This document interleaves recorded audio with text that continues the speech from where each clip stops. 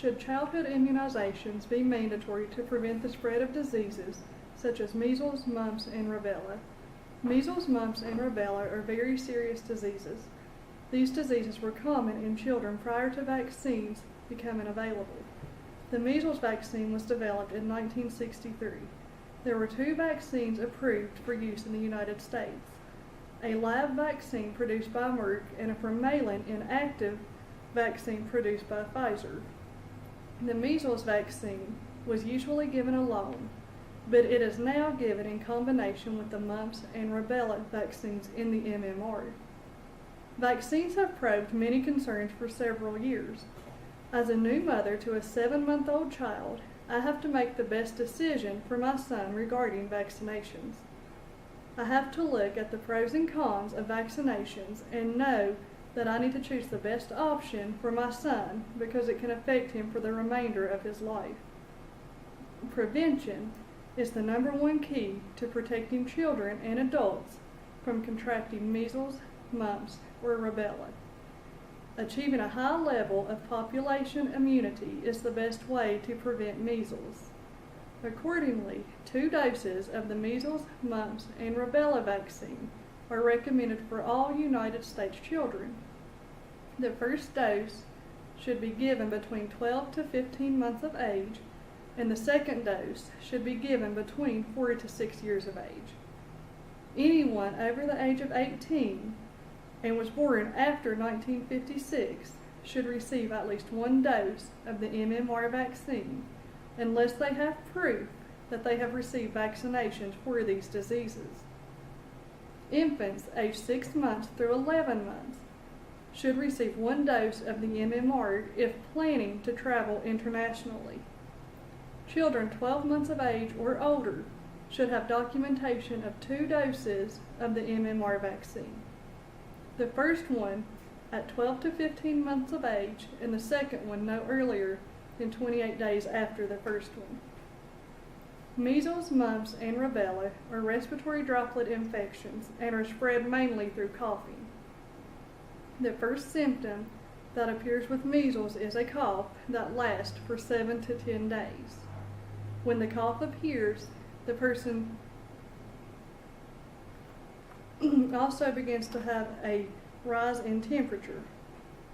Conjunctivitis and coryzal appear with the cough, but do not last long. A temperature begins to rise on the day of the cough. Around day 3, a rash appears. It is a maculopapular rash that starts behind the ears and spreads down to the whole body. It starts out spotty, but later becomes blotchy. Measles has an incubation period of around 2 weeks and is infectious from a couple of days before the rash appears until about a week after it appears. The mumps virus causes fever, headache, muscle pain, loss of appetite, and swollen glands.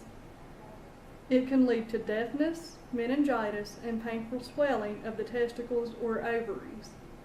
Rubella causes a rash, arthritis, and mild fever. The rubella virus can cause a pregnant woman to have a miscarriage, or her baby could be born with serious birth defects. Due to the success of the measles vaccine program in achieving and maintaining high 1 and 2 dose MMR vaccine coverage in preschool and school-age children and improved control of measles throughout Central and South America, measles was declared eliminated from the United States in the year 2000. Elimination is defined as the absence of transmission of endemic disease. Importation of the measles virus from abroad continues to test the eliminated disease in the United States. Measles importation is continuing to occur and occasionally leads to outbreaks. Because of the widespread circulation of measles virus, the ease and volume of international travel and the geographic clustering of unvaccinated persons in the United States, the risk for importing measles virus and subsequent spread remains. To maintain elimination, it will be necessary to sustain high rates of 2-dose measles vaccination coverage at the national and local levels. understanding attitudes about vaccines and parents' rationales for exemptions, work with healthcare providers to reach out to persons who have questions about vaccines, find improved methods to communicate vaccine safety information, and continue with rapid public health containment measures when importation of measles virus occurs. There are some conditions in which a child should not be vaccinated with the MMR.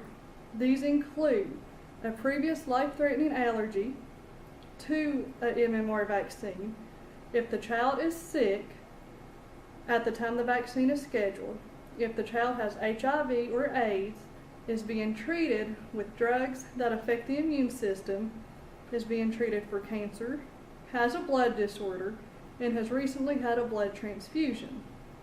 This is a reason why healthy children should receive the MMR vaccine. Children with low immune systems should not be put at risk of becoming a victim to measles, mumps, or rubella just because someone decides not to have their child vaccinated. There is a real danger that the general public may become weary of the ever-increasing number of immunizing injections which are being urged upon their children. The administration of this vaccine would require 3 further injections. Measles is often regarded as a normal part of childhood development, and though this view is misguided, parents may not easily be persuaded to depart from it. For almost 15 years now, parents have experienced fear about vaccine-induced autism.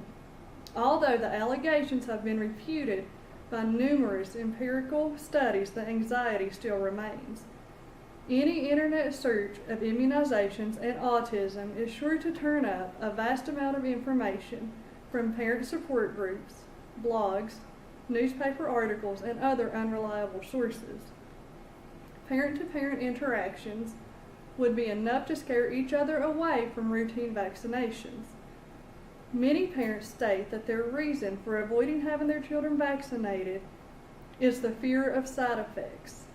Other reasons include the risk of disease, children are better off building natural immunity, and their systems need to mature more. Postponing or avoiding immunizations altogether not only put children at risk, but it also puts the community in danger for possible outbreaks. Studies have repeatedly shown that links between vaccines and serious diseases do not exist.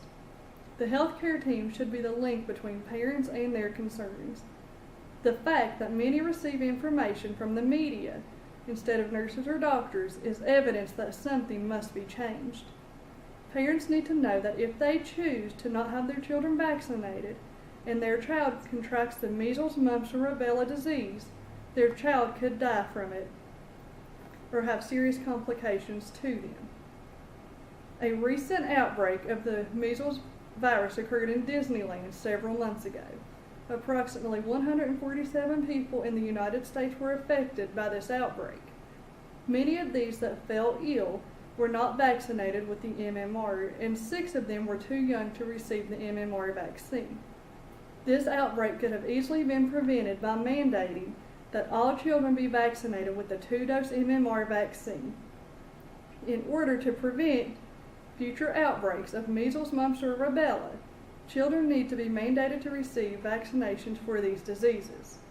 Parents need to be educated on the importance of these vaccines and how they can help their children be prevented from death or having serious complications if they get measles, mumps, or rubella.